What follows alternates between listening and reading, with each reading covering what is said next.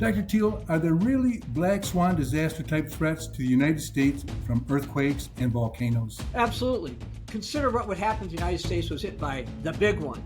And what if there's more than one?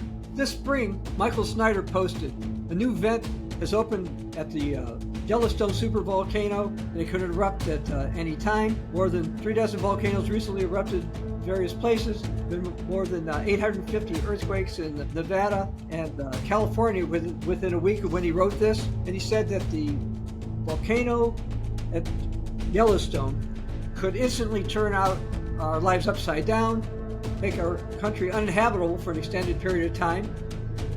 People have been wondering when this might happen, wonder if it could trigger what they call a volcano winter and cause a horrifying global famine. Now, Israel 365 News actually put out, there's a study that came out from Proceedings of the National Academy of Sciences, and they're worried about something called the Cascadia Subduction Zone.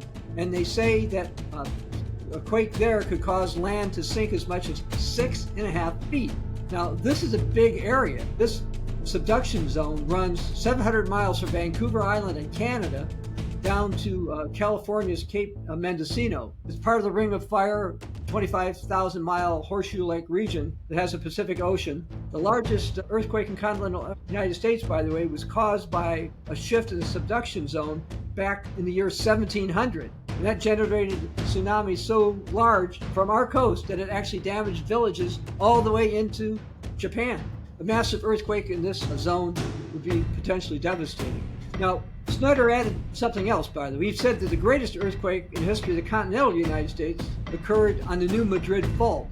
Now, that's in the middle of the country. And that was in 1811 and in 1812. There was a series of catastrophic earthquakes that were so powerful, they jolted people all the way up into Canada. These quakes made the Mississippi River, the mighty Mississippi, run backwards. And it actually made church bells ring in Boston. It was even felt at the White House. And now millions of Americans live by this New Madrid fault zone. And most don't think anything about this geological scar.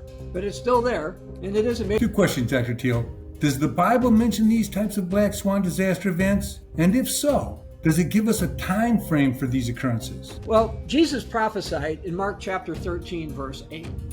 There'll be earthquakes in various places, so not always where we expect them. And there's going to be troubles, and he said these are the beginning of sorrows. Now, the beginning of sorrows happens before the Great Tribulation, and I believe we're in the beginning of sorrows now.